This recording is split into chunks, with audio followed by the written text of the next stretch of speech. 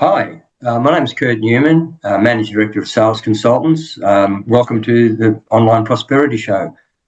The interview will look at how I started off in the Navy and some of the obstacles and challenges, and despite that, turned around and made a great career in sales and meeting a lot of great people.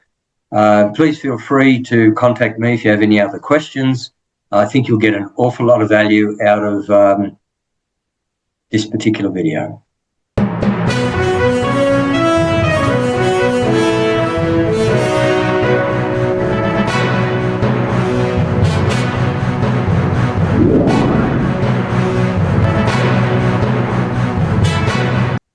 Ladies and gentlemen, welcome to yet another exciting episode of the Online Prosperity Show. I'm your host, Prosper Taruvinga, and for those that are tuning in for the very first time, this is your go-to place, your backstage access, and the number one spot to uncover deep, exclusive insights behind the strategies, life stories, wins, and stumbles of people who actually solve real, painful problems. And I am so excited to bring in Kurt Newman today. Now, Kurt, how are you doing today? I'm doing really great, Prosper. Really great. Fantastic. I am sold on you already. I mean, you're a sales practitioner who's won major sales awards, and you've created sales records in 5 or more different industries. And I can't wait to learn from you and things of that nature. And you are the co-founder and managing director of Sales Consultants in Australia. And if this reads like an outstanding resume, well, you haven't heard anything yet from this guy. He's also known for winning major sales awards and also authoring multiple books like 21 Timeless Insights for Sales Success and also the Most Unlikely Salesperson. And his mission is to help sales teams break records across continents and also to actually make revenue within their businesses. Now, Kurt, I could go on and talk about things that I'm not even qualified to talk about. We've already established you as this great salesperson, but it didn't start off like this, right? No, it didn't. And by the way, thank you for those accolades. I'm a humble person by nature, so wow, that's blown me away the way you put that together. You're absolutely right. By nature, I'm actually a very quiet, shy type of person. And my original career was I joined the Royal Australian Navy because I was one of those typical young teenagers. I want to get away from home. So I joined the Navy, and unfortunately, after a matter of only a few years, I had a medical condition, and I was discharged on medical grounds. After that period, Prosper, I was unemployed for a while because a lot of people didn't want to hire an ex-sailor. Didn't have any skills. And so finally I managed to get a job working as a storeman. And shortly thereafter, I thought, well, I need to do something about continuing my education. And I enrolled in a local TAFE course, and that went on and ended up going to UTS and quite a few other places. And I spent 20 years part-time studying. And I covered management subjects, human resource type subjects, psychology, those sort of things, to give me a bit of background, solid grounding for what I was doing during the day.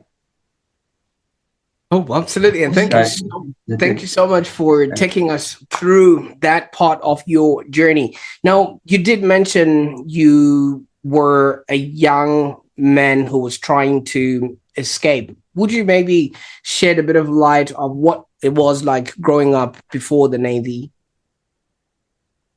Yes, I don't mind sharing with you.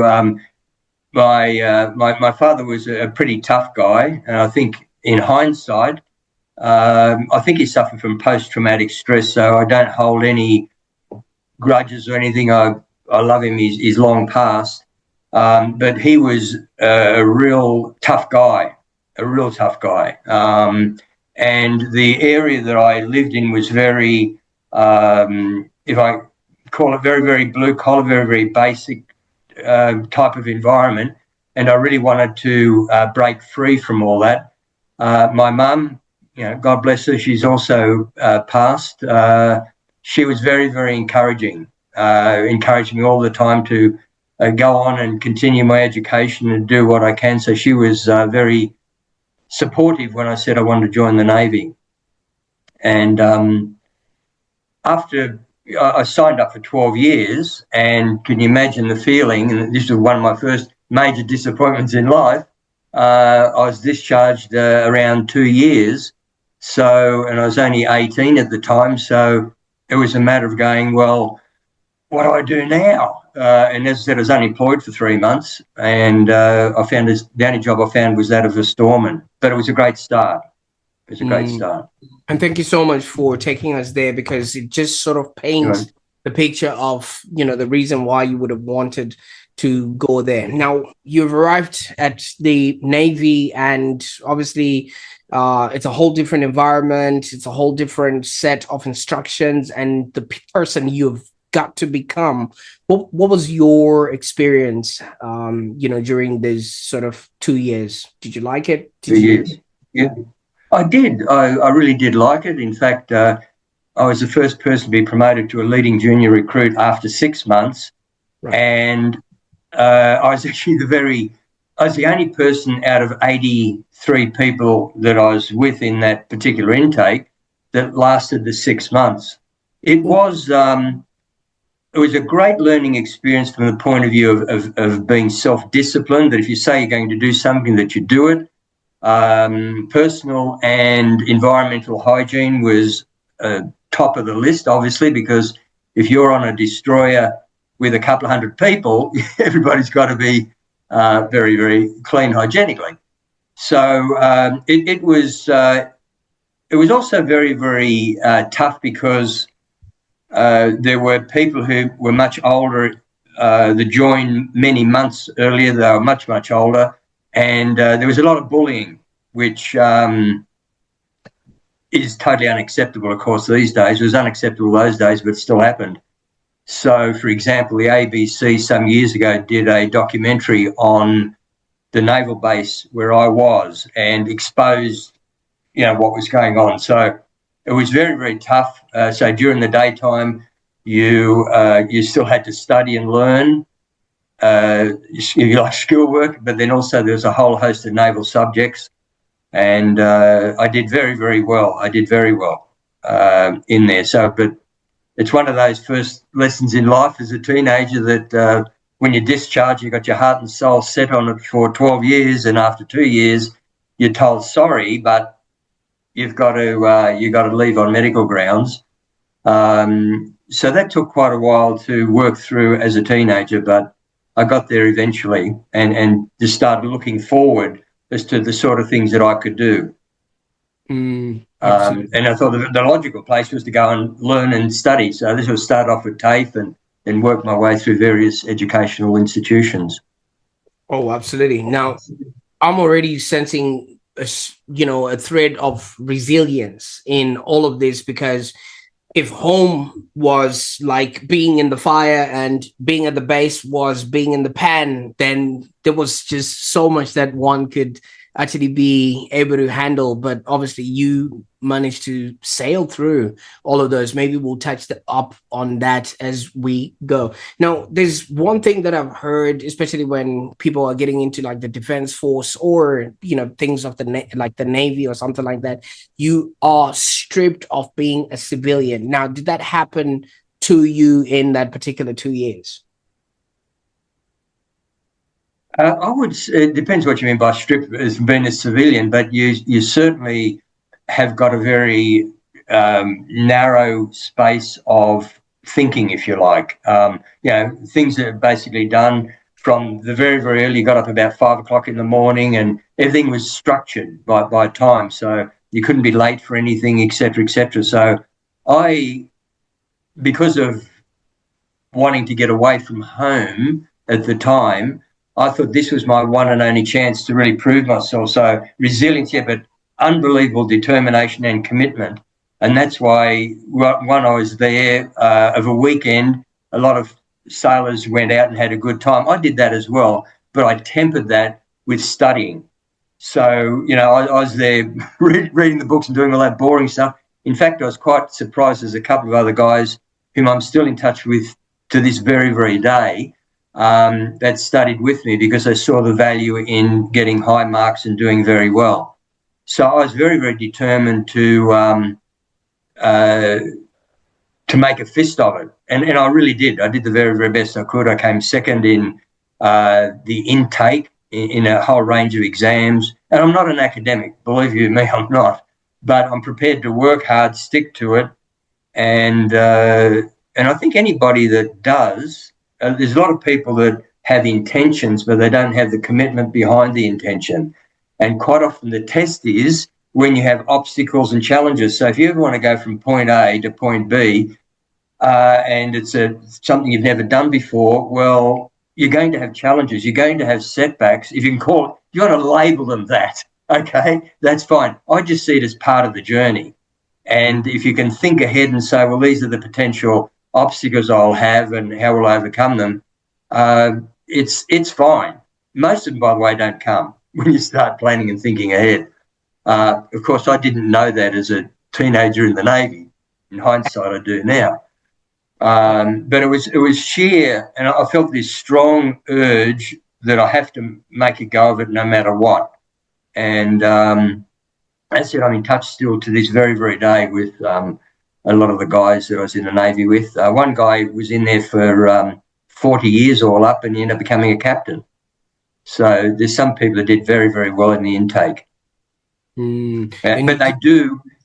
So they do become. A friend of mine is a captain. He's in the Navy for 43 years, and when we've had a few red wines and things, a little bit of fun, he does. I said to him, "You're very institutionalised." He has a very, very narrow perspective on management, for example, et cetera, et cetera. So some things we agreed to disagree with. We're still the closest to friends, but I understand where he's coming from, even though he did 2 years and he did 43. But I do have empathy for him. Yeah. Absolutely. And you actually then walked into the essence of my question, because so many people, when they do leave the army, it's very difficult for them to integrate into society, because everything else has been regimented from the get-go. Did you experience any of that while you were doing that 3-month transition? Yes, I did. I missed it terribly. Right. I missed it terribly. I lived in the south coast of New South Wales at the time. I used to hop in the car and drive to Sydney and just go where all the naval vessels were in the ship that I was on, as a form of trying to come to grips with what happened. Because, as I said, I had my heart and soul set on 12 years, and to have the rug pulled from underneath your feet, so to speak, after only 2. Look, it does take a while. I only did 2 years, but it did take me quite a while to get to adjust back into civilian life. It did, yeah, definitely. Oh, absolutely. And if I would venture say that, obviously, they do say it takes about 4 stages of grief. You would have been grieving because that 12 years was what your expectation was, but, that was cut short. And those 10 years you were, thinking I could have, should have, and it goes from anger, bargaining, depression, and then I think the last thing is acceptance. Did you see yourself go through these stages, or did you just go and hang out with the guys and that sort of cured it? I did go through the stages, Prosper. I certainly did. And sometimes the lesson I learned out of it, and this took a few years later on, was sometimes, if you like, life throws some curveballs at you, and at the time you feel very, very devastated about it, and you think, wow, what's happening? It's all what about me? But then in hindsight, you turn around and say, man, that was a real blessing. I'm so glad that happened to me, because that was the fulcrum in the road that then changed my life. as tough as it was, or the perception of it was very, very tough at the time, it was a blessing, because not only did I learn how to adapt to a major setback, but also in hindsight, I look back and say, well, I'm glad I did not continue in that career, because I think my soul's purpose was to do what I've been doing, for many years in the area of sales. I think that was my true, as they call it, dharma. My more than a true calling. It's a passion. It's an all-consuming thing. Now, does that make sense? Yes. Oh, absolutely. I'm with you. Yeah. And throughout all that, did you maybe feel like I've lost my direction, or did you start having something, staring inside of you that then started bringing you towards, obviously, the new job that you then got, working in stores and things like that? I did go through a period of being lost, most definitely. I did go through a period of being lost, but then I got to a point, and this is, again, part of that process where you say, well, I've got to draw a line in the sand. I've got to do something. I've got to do something now so that the future shapes up much better. So that's when I enrolled in a course. As I said, that was the beginning of 20 years straight part-time studies, as well as working as a storeman and working then in different roles. So it was, quite a commitment, but I'm glad I did it, because it's given me great experiences. Absolutely. And in some of the jobs that you would have been doing plus studying, there would have been long hours. I mean, trying to fit in. Can maybe walk us through what that looked like, especially just so that people have a glimpse of the world you were living in for that 20 years. Okay. Well, you get up very, very early of a morning, actually extra early of a morning, and try and do some reading if you can. Have breakfast, you go to work, and then depends on the particular role. Might come home at, say, 6 p.m., 6:30, have a quick meal, a snack, and then oftentimes it is getting stuck into doing assignments. And oftentimes they were, 3,000-word assignments, etc. In those days, you didn't have AI or these other great tools. So you had to buy a lot of books. You had to look at articles and read them and disseminate a lot of information from a lot of different sources, which takes a lot of time. So, and then I'd probably finish around about 10:30, sometimes 11. But also, Prosper, most of my weekends were taken up again with doing assignments or studying for exams. It was a crazy period, right? But I was very lucky, it's just all good. Please get your nails out of my eyelids, because I can feel. You sometimes go to work, and the brain and the body hasn't quite engaged, but it all worked out. Yeah, all worked out. That spells. A lot of people would have. How did you sustain that physically, emotionally, mentally? Because a lot of people would have burned out from all of that. It's a lot. It is a lot. No, good question. I was very cognizant about burnout, and burnout means that you're going much, much faster than your mind and your emotions and everything else can keep up with. So I used to take regular breaks. I've had dogs, or at least a dog, just about all my life. So I used to go walking with the dog. I'd exercise. I'd go to the gym. I'm very cognizant of creating balance, because burnout isn't the way to go. Overwhelm is not the way to go. It's a matter of saying, well, I've taken this on. How can I pace this out and still achieve the outcomes? Burnout is not on my list, or overwhelm. Absolutely not. I still pull big hours today in what I do, and I'll never burn out, because I enjoy the heck out of what I do. And again, it's a commitment thing. And back then it was maybe a subconscious drive that I needed to do these because there's something else around the corner, even though I could not articulate it at the time. Sounds a bit wacky, but it was just one of those subconscious things that you say, I've just got to do it. I don't know why I've got to do it, but I've got to do it. But I got a lot of joy out of it. I met a lot of good people. Okay. And I learned a lot.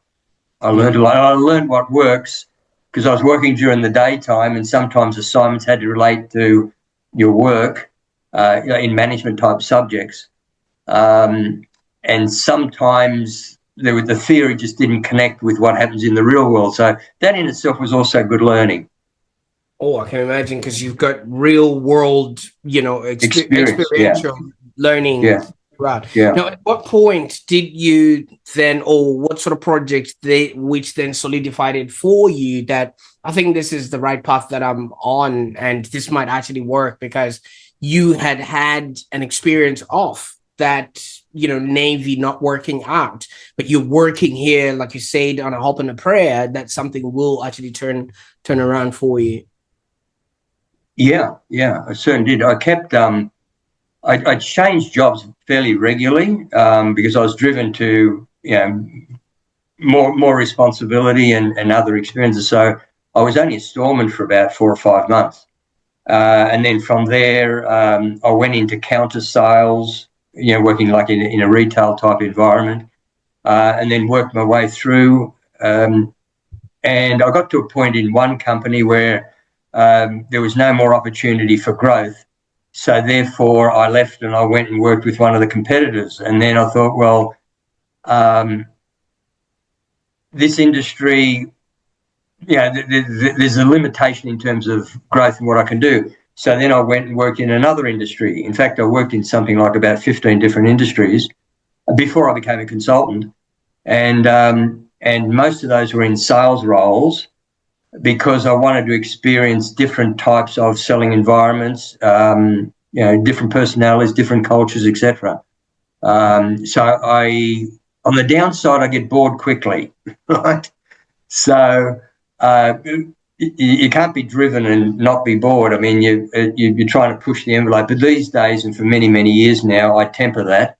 And I've developed a lot of patience, patience of self and patience of other people when they don't operate fast enough. Oh, that was, in my opinion, that's the old military thing.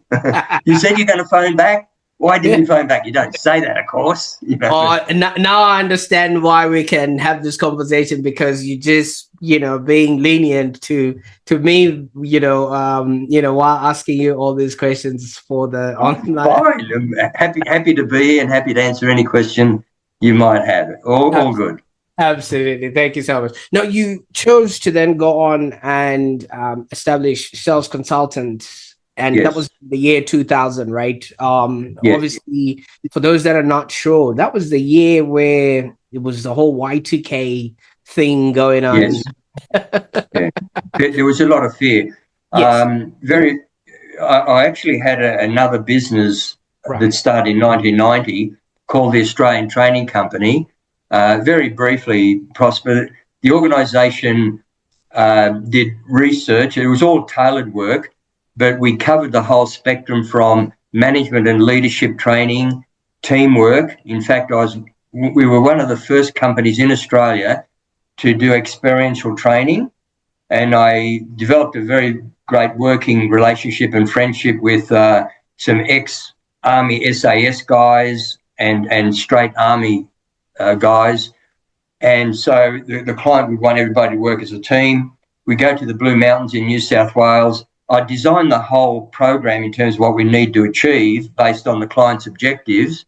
And these guys would design the outdoor challenges, if you like, to fit in and complement what we needed to learn in the classroom. So it was a whole program, but divided between structured competency-based training that I did, and then the outdoors. But I was involved in the outdoors just like the client participants were. So, for example, I'm not a fancier of heights, but we had to do things like abseiling and all sorts of whitewater rafting, where I jumped off a cliff that was 60 feet high straight into rapids. I thought, if I don't jump now, I never will. So I just jumped. So it was a matter of really getting yourself right out of your comfort zone. So I did a lot of that work. We did customer service work, sales work.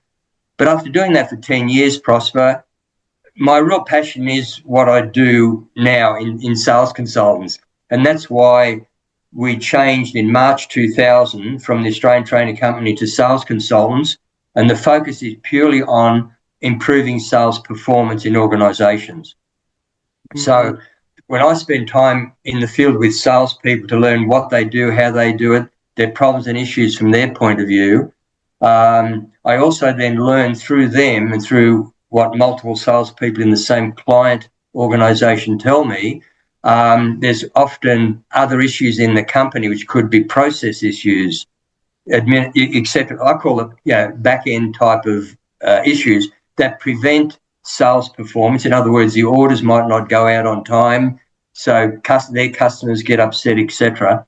So I have a team of 4 consultants that I've been working with for a long, long time, and where I uncover another issue within the company that is out of my scope, I'll put it in the report and say, these other issues need to be addressed. Of course, you can fix it, or if you like, I've got a person or persons that can address that.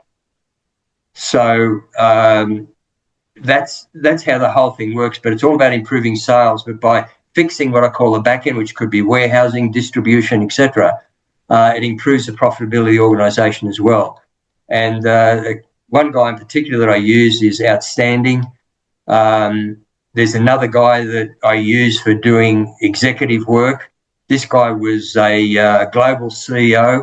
He's been a personal friend of mine for 20 years. Whenever it gets into strategic planning, etc., where the organisation need that help, I can pull that in. So the core is improving sales performance by working with salespeople and also looking at the sales function, such as, for example, there's CRM and so forth, and things that are blocking sales. But if there's other things that come up that prevent the flow of sales, I've got the people that can help the client with that.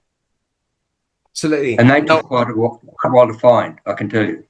Oh, I'm intrigued with all the things that you are now doing, especially with sales consultants. And I mean, obviously, as somebody who's in the marketing field, then it would have been a great find to find that domain, salesconsultants.com.au, especially at that particular time, because I don't think that is very lucky. Very, very, very lucky. Yeah. The account that I had at the time found it, so that was great. Absolutely. Yeah. So let's fast forward to today. Your firm operates across Australia, Asia, Middle East, and Europe. What is it that you're actually helping people achieve, or what would somebody hire you for? Okay, great question. The business we get overseas, I've got to say, is 100% referred and repeat. So I have one CEO, for example, that I've been working with off and on since I'd say the early 2000s. And since then, the guy has been the CEO of 5 companies. And every time he takes over a company, he pulls me in. And I've had phone calls as early as the guy's in his first day in the job, 9 p.m. at night, and I'll get a phone call from overseas, and he'll want me to be there as soon as possible. I was given one project by the same person where I had to go and see salespeople in Japan, South America, Norway. There's a whole range of countries that I had to see the local salespeople. So that's part of what we call in-field review. So a lot of CEOs, that's why these days I work oftentimes with CEOs and people on boards of companies, is to find out what is really, really preventing sales performance in an organisation. Sometimes the reports look okay, but they don't realise, for example, that margins are eroding or there's something else going on that will have a major negative impact on revenues or profits for the organisation. We can uncover that. The CEOs who keep giving me repeat business, they want to find out ASAP, as soon as possible, what is it that's going on out there between our salespeople and connecting with clients. We really want to understand quickly. I give them that information, as in a formal report. We agree on what the scope is going to be. They're the findings, the recommendations, and what's involved in the whole process. So very briefly, Prosper, there's three main interconnected parts to the service. One is what we call the infield sales review, which is where we always start, because we want to understand that client's business, their industry, their competitors. We want to know what the salesperson is experiencing. Now, some salespeople, when I go out with them at first, I'll get this business and say, who do you think you are? So there's a lot of fear sometimes where it hasn't been communicated what my role is. And so I say, hey, I'm here. I'm your apprentice for the day, okay? I'm here to learn from you. And the more you tell me about your problems and your issues, it's going to help me to help you and help everyone else. By the way, whatever you tell me stays with me. Your CEO knows that because I told him or her that I'm not going to divulge what anybody tells me, right? Because they're only interested in the overall report. So salespeople, I don't know if any salesperson has ever held back after that and after working a day with them. In fact, they're the opposite. They're dead keen and want to know what I'm going to do and how I'm going to help them, etc. So hang on. I'm here to learn from you today. We'll get to that stage further down the line. I'm your apprentice, okay? And it is not unusual for me to find it hard to get out of the car after we're finished because they want to tell me so much. Mm. Now, when I write the report, it's interesting how the CEO, and oftentimes I have to present the findings and recommendations to the executive management group. Sometimes it's a board of directors. Most of the time it's an executive management group, such as the CEO, the CFO, the HR director, sales manager, etc. And as you go through that, they'll go, yeah, I know this. Yeah, I know. And then they go, how did you know this? So they're really, really surprised that there's always a blind spot that we're able to uncover. So that's the infield sales review. Now, that document itself, then from that, 96% of clients will go from that to what we call the group structured competency-based training. So what we then do is sit down and tailor a competency-based training and development program. So it's face-to-face. The reason being is, and I'll be very brief on this, this sort of environment is very, very, very good for passing on information and knowledge. But it's impossible, because the way our human brains work, to develop competence. You need a 3D environment. You need human-to-human interaction, right? So I'll always do the classroom stuff, competency-based. I use a manual publication that's theirs with their logo on it.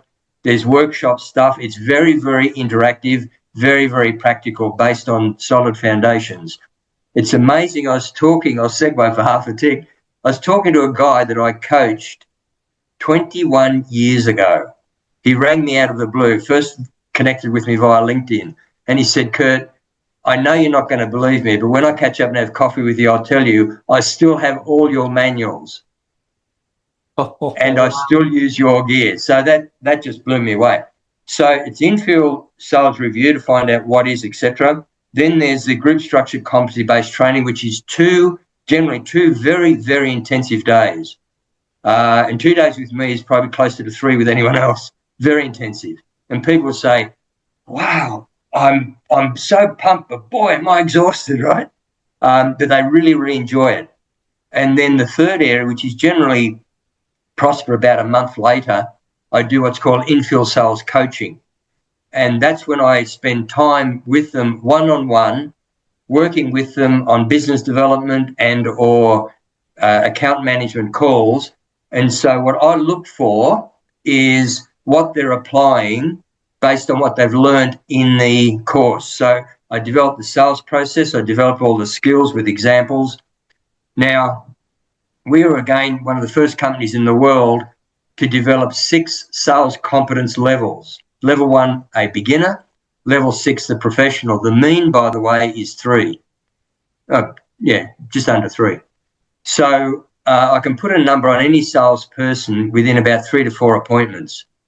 So it's not a matter of just saying you're a 3 and that's it, right? It's a matter of finding out, like a forklift, right? Where are they? Where's where do I start?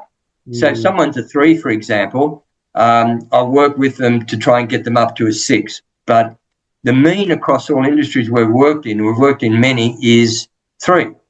So if I can get a client's sales team to a 4, they will automatically have a strategic advantage over their competitors. And by the way, I do not, once I work with one company in one particular industry, I do not work with their competitors, because to me, morally, that just doesn't connect with me. And I get a real buzz out of hearing what salespeople are doing in terms of getting on with things, accounts that they thought they'd never, ever get that they finally broke through. And sometimes I'll get a phone call and it gets to a point where you're saying, well, is there anything you want to ask me? Or, no, I just want to talk to you. I'm having, this sort of a day and I just want to have a chat. Okay, fine. Or they want to catch up for a coffee. So it's a wonderful, if you like, work environment. Yeah. It's a wonderful work environment. But once we start working with a company, as I said, we've got CEOs that will only use sales consultants because, as I said to one guy, you've been using sales consultants for a while. Why sales consultants? There's other consulting firms around. And he said to me, he was upfront. He said, look, apart from the friendship we've developed over the years and the trust, he said, you have the courage to tell me and put in writing how you honestly see things. He said, I've dealt with other consultants in the past who have mirrored what they think I want to hear or think what I should write. So that was an interesting comment. I'm not even going to any other consultant, but I've also got to say that I do at least one project a year where I need to fix problems that another consultant has done the wrong thing. And that is a huge challenge because you're starting from a negative. And I'm not having to go at anybody. I'm just saying, this is my world, right? Oh, absolutely. And thank you so much for taking us through all of that, because it just really gives us an in-depth understanding of, the scope of work that you do and how you actually get involved. So by way of this sort of involvement, that means you can't take on more clients, because then, you really have to be, especially when you're doing this infield type activities. Review, yeah. We restrict ourselves, and it's mainly because of a quality issue. We want to make sure that we give the client more than what they expect and 100% of our attention. So depending on the size of the project, Prosper, we restrict ourselves to 3 to 5 projects per annum. So that's sort of most of the time, depending on the size and how large the business is. For example, I've worked with an organisation with as few as 5 salespeople, and the largest had 145. Well, that client was with us continuously for 6 years straight.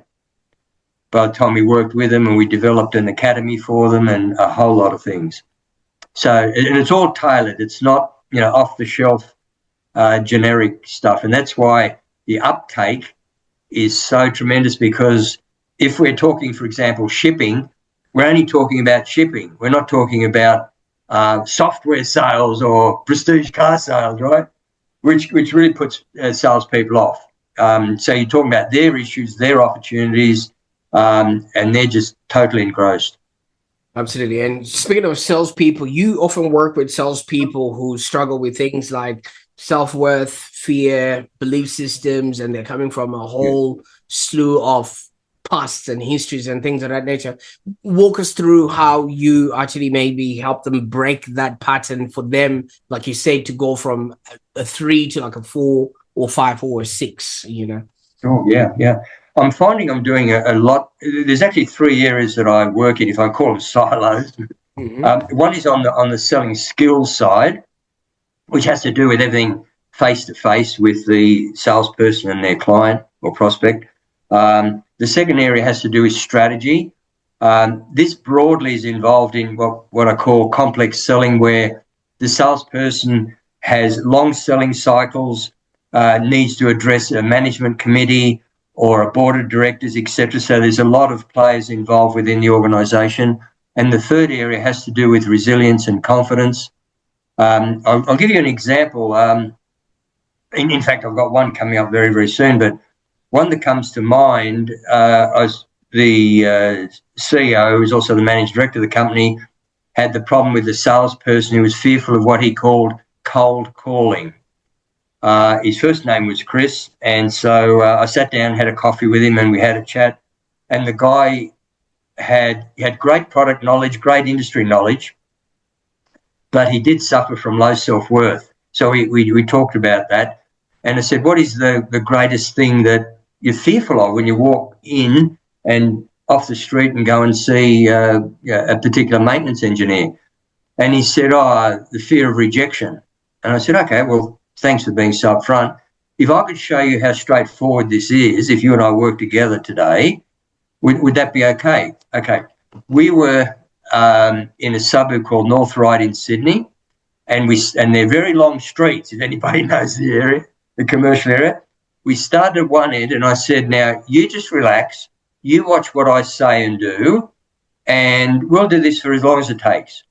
So I went in the first place, and I went through a process with the receptionist to get the name of the maintenance engineer, etc. As it turned out, a lot of maintenance engineers were contractors. So I got all their details. So it was what I said and how I said it. And after having done 6 in a row, I said, would you like to try the next one? This guy was so fearful. He said, oh, no. I want to listen to more of what you're doing. We had a coffee break at 9:30 because we started at 8. And it was round about 11:30 that he decided to try. This is how scared this guy was, right? And went through it. So we had other conversations one-on-one after that. Now, the CEO told me the next month he opened up 23 new accounts. Now, that was the company's, at the time the company was going for 55 years, that was their all-time record. No one had ever opened up that many new accounts, and he did. So that was just one area, right? And yeah, so. That's fascinating, and congratulations on that. Thank you.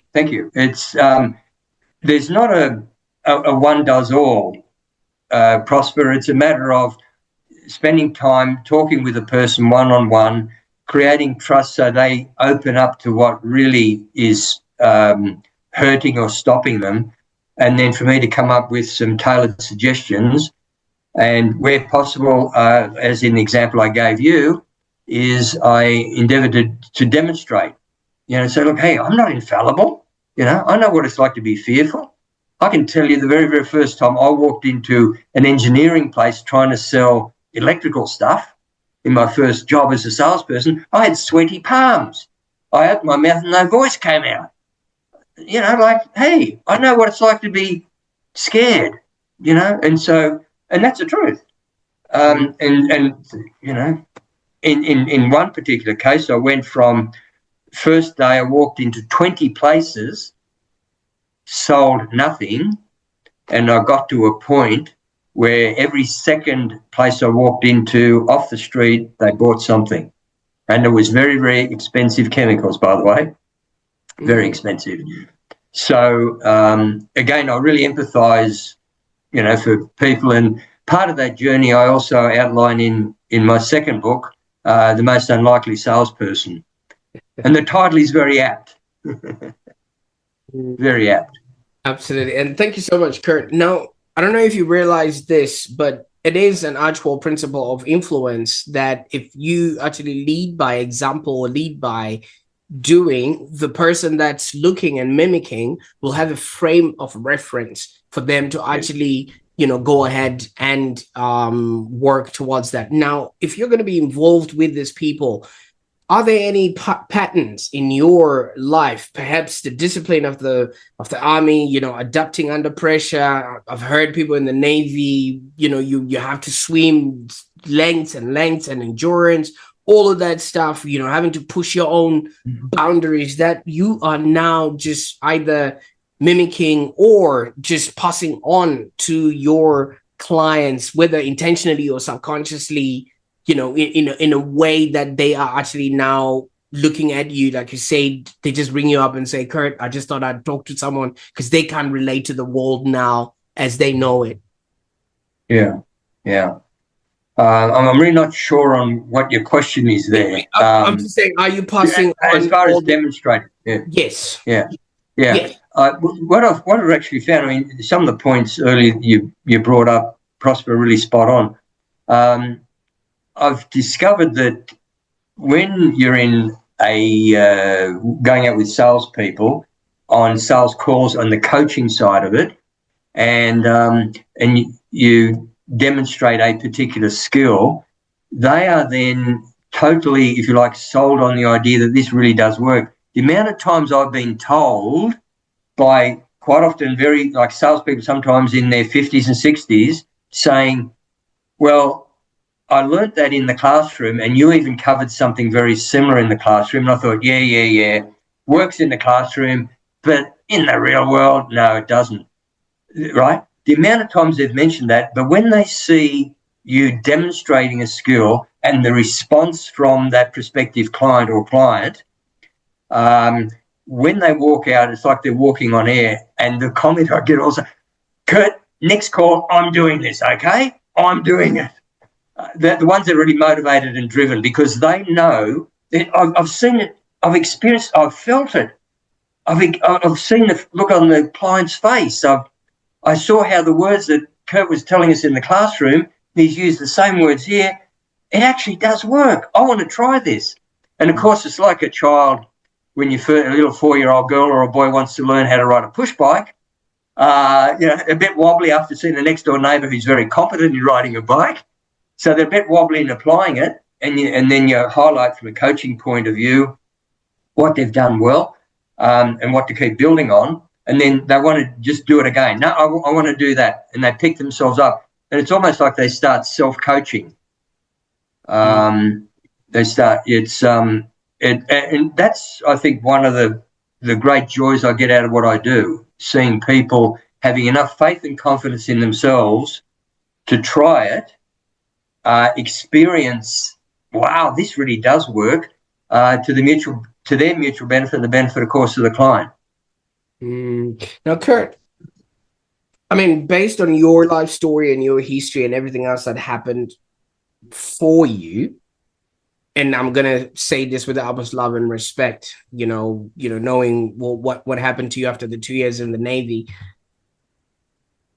I'm starting to feel like that 2 years for you was somewhat akin to a rite of passage. And hear me out a little bit here, because then it gave you the foundation, which now allows you to create from a space of know-how, resilience, and everything else that comes along with that you then pass on to these salespeople. And you taking them from competency 3 to 6 or 4 or 4 or 5 or 6, is that rite of passage for them as well in order for them to be able salespeople? I don't know. What do you think of that sort of assessment? Yeah. Look,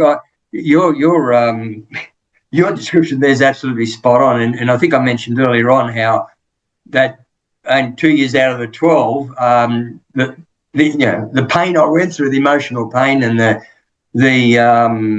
wow, I mean, it really blew me away at the time, and I was only 18 at the time, so I was only a child. Yeah. But that then, after I went through that process that you outlined earlier on, and then got to a point, so I said, line in the sand, I've now got to do something and think through what I've got to do. And as I thought, well, I need to start educating myself and studying, etc.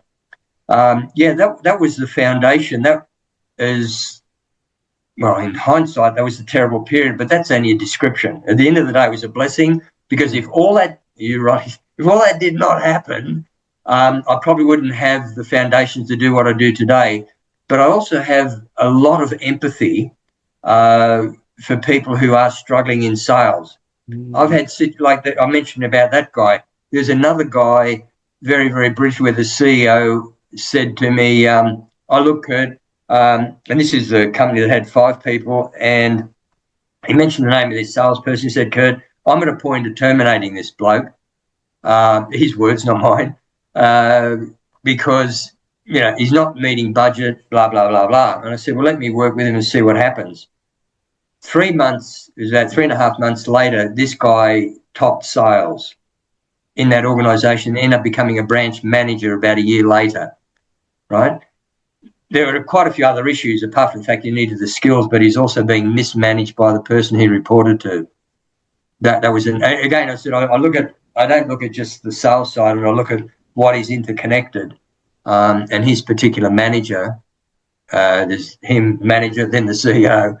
That was the issue. So I tend to uncover problems that organisations tend to miss, and that's not a criticism at all. It's the old cliche about the forest and the trees. Okay. So when you have an outsider with a fresh pair of eyes that is completely objective and completely cares about you and what needs to be achieved, it's just a different, fresh perspective. And again, when the CEO goes through the report, I know this, I know that, and after I go, yeah, but I'm the outside guy. Don't forget. Oh yeah, that's right.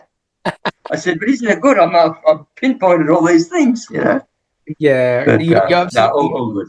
You're absolutely right, Kurt, because fish don't see the water that they swim in, and neither can we see the air that we actually breathe. Now, obviously, the people that are listening and watching to this, many of them are either salespeople, entrepreneurs, coaches, consultants, or it's just people that are trying to break into the high performance, arena of, obviously, if you're in business, you got to sell something. Nothing happens until a sale happens. So do you have maybe one shift mindset or action that they can take, especially just this week, so they can move from where they are to where they really want to be, something that is practical that they can use immediately to improve, their revenues? Yeah. It's challenging to come up with one generic statement because everybody's challenges are all so different. But I would say see what you term an obstacle or a problem as an opportunity for growth. So if there's a roadblock, I'll give you an example that may help. I really enjoy doing business development, right?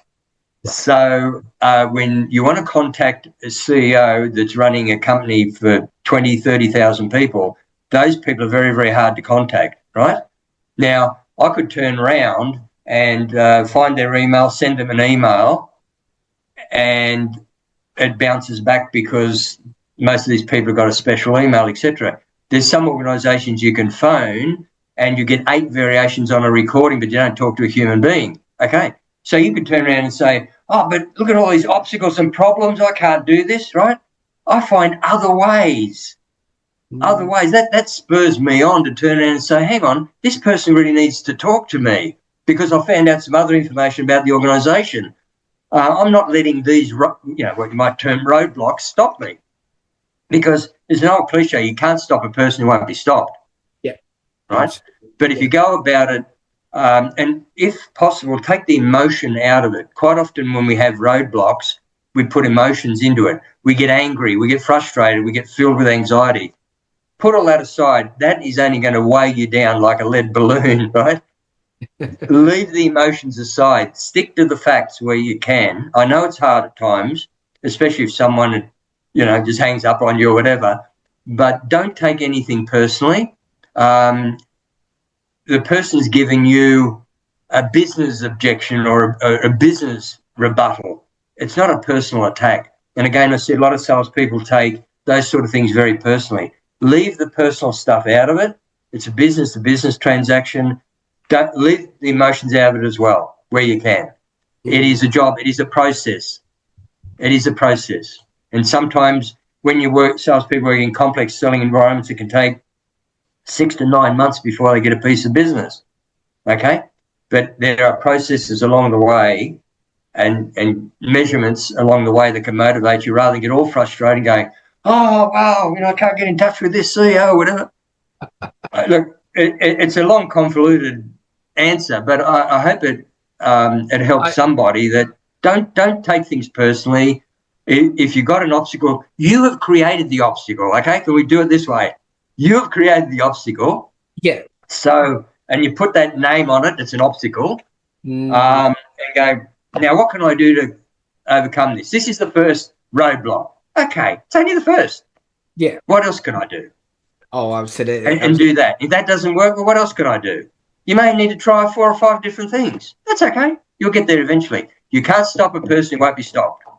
I like that. Never. I like that advice a lot, because so many people, the first hurdle, oh, curling into fetal position. No, that's not going to happen. And especially, let's just say, for instance, we've been talking for close to an hour now, Kurt. And if somebody's trying to get a hold of you or ring you and your phone is just ringing and you're not answering, that's not because you're ignoring them or anything. You're actually engaged in something right now which is taking up your attention, which minimizes the attention that is required off of that person on the call. So if the person on the call wanted to sell you something, they might actually go back home to their kids, their family, their wife, and everything, their dog, their cat, and say, oh, I'm worthless, I can't even get a hold of people because people are busy. Yeah, No, they are. That's very, very true, Prosper. They're more busy than ever. And you brought up another point about coming home. And I say you come home with all that baggage. Yeah. When you walk in that door at home, leave the bag outside, close the door. It's your family. It's your time, Again, oftentimes we put so much emotional baggage onto something that's happened that is unnecessary. It makes whatever the obstacle, as you see as an obstacle, it just makes it so much heavier. Winning those awards that you mentioned earlier on, very briefly, the amount of times I was told it can't be done was staggering. I was working in the industrial chemical field where I won 3 major awards, and I was the youngest person in the world at the time to do it. But the general manager, I tried to win the first award twice and failed. I went board detail, but I just didn't get there. Then I walked into his office, and this was in the end of May. And I said, I'm going to win every single sales award during June, July, and August. This guy gave me, the GM of the company, every single negative as to why I could not achieve it. He said, it's the end of the financial year, people don't buy. And then there is there's some other state government, and then he gave me all these reasons, and then I said, tongue in cheek, if I don't achieve it, I'm leaving, right? And I did win every award, and I didn't work for the last half day. I spent time on the beach, I rewarded myself, and I won every single award, and that was with a lot of the awards. It was, you can't do it, it's impossible. One bloke said, we've enrolled 29 children. That's a record for 10 years. Nobody does more. It took me 8 months, but I enrolled 38 children in this program, right? But then, interesting, Prosper, this opened up everybody else's mind in the sales team, and then someone outdid me, and they enrolled 42 children, would you believe, a week after it was announced. So, but everybody believed this one person, 29 children, 10 years, that's it. Nobody can beat it. Oh, absolutely. You've heard the story again, don't believe what you're told is probably another lesson. That's another lesson. Learn for yourself. What you did there was you've heard of Roger Bannister, right? The guy who wrote the 4-Minute Mile and things like that. Yeah. Absolutely. Yeah. Now, Kurt, I mean, yep. So as you can imagine, there's a lot that we can go through and tangle. But where can people go to, either on the internet, or where can they get your books so that they can start this journey and just figure out if working with you is the next possible option? Sure. They can either go on the website, which is www.salesconsultants.com.au, or if they want to contact me directly, if they want to buy 21 Timeless Insights or the other one, by the way, available in e-version as well, or they just want to talk and ask me some things, why not just send me an email?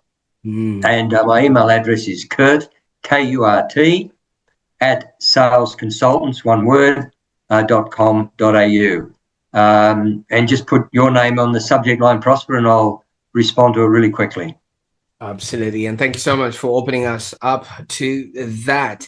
Now, Kurt, I mean, your life story and your experience have so much value for anyone who's watching this or listening to this. But maybe in your own sort of words, what sort of legacy do you want to leave in sales or in people or in leadership? What do you want people to then say, here is the man who got the domain name salesconsultants.com. It's a good thing we can now have it. Great question. When I started on the journey, my life goal in terms of my professional life is I would like the average person that knows nothing about sales to see salespeople as being professionals, just like a lawyer, like an accountant, like anybody else, that they are professionals. And when you look at what the skill set involved, the knowledge, for example, and by the way, there are many, many degree courses in sales. I believe last time I looked, there's something like 35 in America. So sales is a profession in the true sense of the word. You need to learn a lot about psychology. You need to know how businesses operate. You need to know about human behavior. You need to know about, there's so much you really need to know over time. You need to know how to handle resilience, how to handle rejection, and therefore be resilient. There's a lot of personal traits that you need. There's quite a package of skills and ability needed, and it does take years to become a level 6. But Kurt, I think if we keep going, you're gonna have to send me an invoice because this is gold. Anytime, Prosper. Feel free. If there's anything more specific, happy to. If there's anything I can be of value to your listeners, happy to do so. Absolutely, and I really appreciate you for that. And for those that are watching right now, as you can tell, Kurt has more coming, and I do encourage you to check out, the books and also the links that he has provided. And as you can see, this is a rare chance to see behind the scenes of lives, a life that was remade, lessons that were forged in struggle, and actually a powerful method that has actually transformed salespeople across continents. So, if you like what we're doing here on the Online Prosperity Show, be sure to like this video so that we can also reach more people. And I also encourage you to share this video with a salesperson or somebody who is starting out in business and they might not be sure what the first thing they can do should be. And I think the story of Kurt can actually be that inspiration and help you be, do, and have a happier existence. So thank you, Kurt, and to you, the listener, buckle in, because I think this has been a remarkable episode, and hope to see you on the next one. Bye for now.